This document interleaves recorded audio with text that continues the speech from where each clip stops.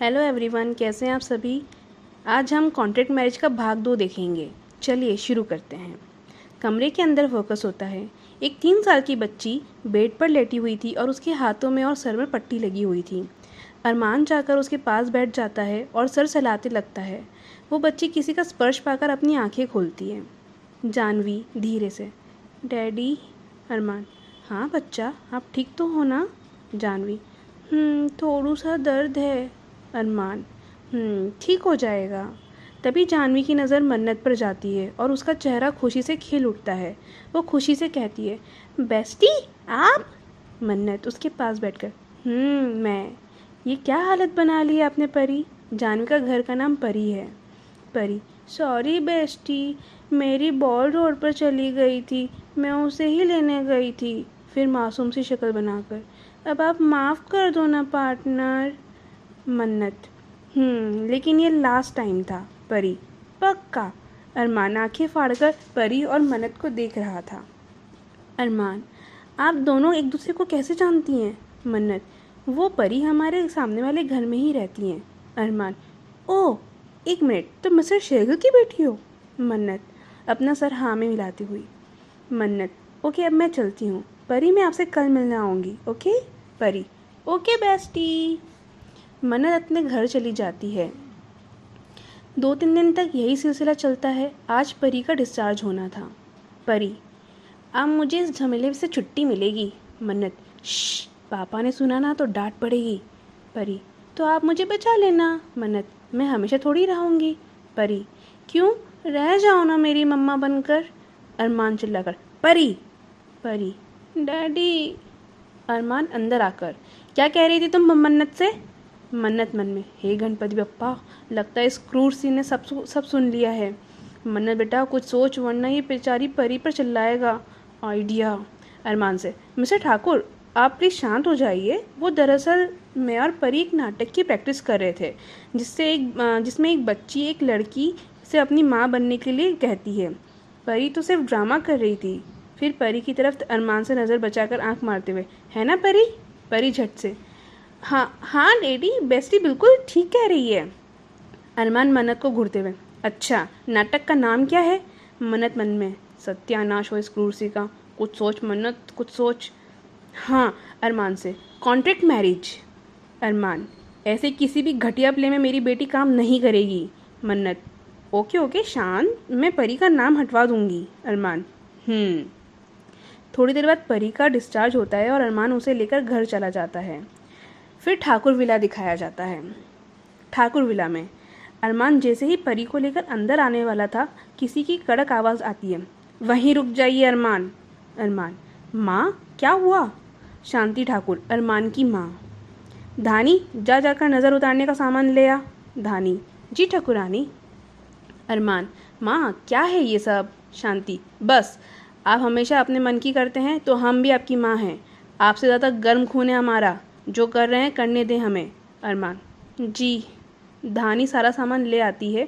शांति जी दोनों को चुप रहने का इशारा करती है और फिर दोनों की नज़र उतार देती है और फिर परी को गोद में लेकर अंदर आ जाती है। परी, दादी ये आपने क्या किया। शांति जी, हमारी लाडो की नज़र उतारी है। अरमान, घर के बाकी लोग कहाँ हैं माँ। शांति जी, आपके चाचा चाची अपने किसी दोस्त की शादी में गए हैं और आपके भाई अपने किसी दोस्त की पार्टी में गए हैं और आपकी बहन अपने दोस्तों के साथ क्लब गई हैं। अरमान, परी, दादी आपको पता है बेस्टी है ना, मुझसे मिलने रोज़ हॉस्पिटल आती थी। शांति जी, अच्छा, मन्नत आपसे मिलने आती थी, इसलिए वो 3 दिन से हमें दिख नहीं रही थी। चलो कोई बात नहीं, शाम को उनको बुला लेंगे। परी, ओके। अरमान, माँ मैं अपने कमरे में जा रहा हूँ। शांति जी, अरमान आपका जो भी काम दिल्ली में है उसे आप मुंबई शिफ्ट कर लें, बहुत हो गया आपकी मनमानी। अरमान बिना कुछ बोले जाने लगता है। शांति जी, याद रहे अरमान, शांति ठाकुर सिर्फ हुक्म देती है। अरमान, जी माँ। ये बोल अरमान ऊपर चला जाता है। शांति जी मन में, 3 साल आपको जो करना था वो आपने किया अरमान, अब हम आपकी एक नहीं सुनेंगे। हम अपने बच्चों की ज़िंदगी में अब और दुख बर्दाश्त नहीं कर सकते। जो होना था वो हो चुका है। फिर किसी को फ़ोन करके, आज शाम को हमसे आकर मिलिए। ये बोल वे फ़ोन रख देती हैं और परी के सिर पर हाथ फेरने लगती हैं। शाम का समय था। ठाकुर विला में मन्नत अंदर आते हुए, आंटी आपने बुलाया था? शांति जी, हाँ मन्नत आइए। मन्नत, परी कहाँ है? शांति जी, परी को अरमान ज़रा बाहर घुमाने ले गया है। मन्नत, शांति जी, साहिल का क्या हुआ? मन्नत, होना क्या है, सौम्या से प्यार करता है, मुझे रिजेक्ट कर दिया। शांति जी, अच्छा हुआ, वरना सौम्या को आप पर शक हो जाता। मन्नत, वैसे आंटी आपको क्या लगता है परी के एक्सीडेंट में किसका हाथ होगा?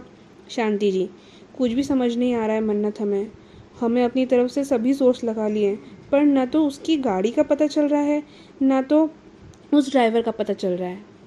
मन्नत, बहुत सोच समझ कर प्लानिंग की है इस बार। शांति जी, हाँ, और इसलिए अब हम चाहते हैं कि परी की रक्षा सिर्फ बाहर से नहीं बल्कि अंदर से भी करें। मन्नत, मैं कुछ समझी नहीं।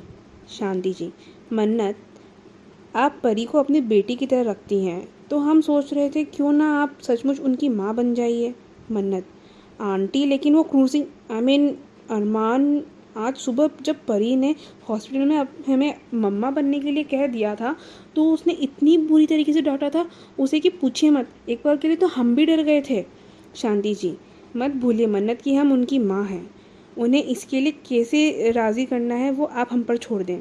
बस इतना ध्यान रखिएगा कि ठाकुर विला में किसी को भी आप पर शक ना हो, वरना वो सतर्क हो जाएंगे। मन्नत, ठीक है आंटी, आप बेफिक्र रहिए और मैं देखती हूँ अगर इस एक्सीडेंट से रिलेटेड कुछ क्लू मिलता है तो। शांति जी, कितनी अजीब बात है ना मन्नत, आप पराई होकर भी अपनी हैं और हमारे परिवार के लोग अपने होकर भी पराए हैं। मन्नत शांति से घुटने के पास बैठकर, प्लीज़ आंटी, आप इन सब चीज़ों के बारे में मत सोचिए, आप सिर्फ कोशिश कर सकते हैं, लेकिन बदलना उन्हें है, अगर वो नहीं बदलते तो ये उनकी प्रॉब्लम है। शांति जी अपना सर हाँ में हिला देती है। तभी परी और अरमान वहाँ आ जाते हैं। परी तो दौड़कर मन्नत के पास जाना चाहती थी, लेकिन डॉक्टर ने उसे दौड़ भाग करने के लिए मना किया था, इसलिए वो अरमान का चेहरा देखती है और अरमान परी की बात समझते हुए उसे मन्नत के पास ले जाता है। परी मन्नत की आंखों को अपनी नन्ही हथेलियों से बंद करके, पहचानो कौन? मन्नत मुस्कुराते हुए, अरे ये तो हमारी गुड़िया परी है। ये बोलकर मन्नत परी को गोद में उठाकर उसे गाल चूम लेती है। शांति जी तीनों को देख रही थी, तीनों साथ में खड़े होकर बिल्कुल एक हैप्पी फैमिली लग रहे थे। अब रात का समय दिखाया जाता है। शेरगिल हाउस में मन्नत अपने डैड को पूरे दिन के बारे में बता रही थी। मानव शेरगिल मन्नत के डैड हैं। मन्नत, तुम्हारा और शांति जी का मानना है कि परी के एक्सीडेंट में घर के ही किसी इंसान का हाथ है, पर वो कौन है ये नहीं जानती। मन्नत, यस डैड। मानव जी, ठीक है, मैं अपनी तरफ से देखता हूँ क्या कर सकते हैं। मन्नत, डैड आई होप आपको इस शादी से कोई प्रॉब्लम नहीं है। मानव जी, अरमान अच्छा लड़का है। मन्नत, अच्छा, और वो क्रूसिंग? Please dad. मानव जी, मैंने और भैया ने उसे बचपन से देखा है, भैया तो हमेशा से चाहते थे कि तेरी शादी उससे हो। मन्नत, इस बारे में बात नहीं करनी है मुझे डैड। ये बोलकर मन्नत कमरे में चली जाती है। उन्नति जी, मन्नत की माम, आप क्यों उसके सामने भाई साहब का जिक्र करते हैं? आप जानते हैं वो उनसे कितनी नफरत करती हैं। मानव जी, लेकिन सच तो यही है ना कि वो मन्नत के पिता हैं। उन्नति जी, नहीं, मन्नत सिर्फ आपकी और मेरी बेटी है, उन दोनों ने केवल जन्म दिया है उसे। ये बोलकर उन्नति जी किचन में चली जाती है। मानव जी खुद से, काश भैया ने वो गलती ना की होती। अब ठाकुर विला दिखाया जाता है। 3 गाड़ियाँ बाहर आकर रुकती हैं। पहली गाड़ी से उतरते हैं अजय ठाकुर, अरमान के चाचा, और युविका ठाकुर, अरमान की चाची। दूसरी गाड़ी से उतरते हैं युवराज ठाकुर, अरमान का चचेरा भाई, और तीसरी गाड़ी से उतरती है सौम्या ठाकुर, अरमान की चचेरी बहन। सभी अंदर आते हैं। युविका जी परी को लाड़ करते हुए, भगवान का लाख लाख शुक्र है मेरी बच्ची ठीक हो गई। परी उनके छूने से चिढ़ रही थी और तरह तरह के मुंह बना रही थी। युवराज, बिल्कुल माँ, मैं तो बहुत परेशान हो गया था। शांति जी मन में, पता है कितनी चिंता हो रही थी आप लोगों को, तभी तो सबके सब पार्टी में बिजी थे। बस एक बार सबूत हाथ लग जाए, उसके बाद आप लोगों को देखते हैं हम। हे भगवान, मन्नत होती तो ये ड्रामा थोड़ा मज़ेदार होता, फिलहाल तो इनकी बकवास सुननी पड़ेगी। तभी अरमान वहाँ आ जाता है। युविका जी, अरे अरमान बेटा, आप कब आए? खैर वो सब छोड़िए, इस बार कितने दिनों के लिए आए हैं आप? अरमान, हमेशा के लिए चाची माँ, माँ का हुक्म है कि हम अपना काम यहीं शिफ्ट कर लें। परी, और दादी सिर्फ हुक्म देती है। शांति जी, बिल्कुल। तुम्हें कोई दिक्कत है युविका? युविका जी, नहीं दीदी, बल्कि मैं तो बहुत खुश हूँ। शांति जी, अब आप सब कमरे में जाएं। सभी अपने कमरे में जाने लगते हैं तो शांति जी कहती है, और हाँ, कल शाम को आप सब घर पर मौजूद रहेंगे, कुछ ज़रूरी बात करनी है, सभी एक साथ। जी। शांति जी, अरमान आप परी को बाहर ले जाइए, उसे खुली हवा में ही नींद आती है। अरमान, जी माँ।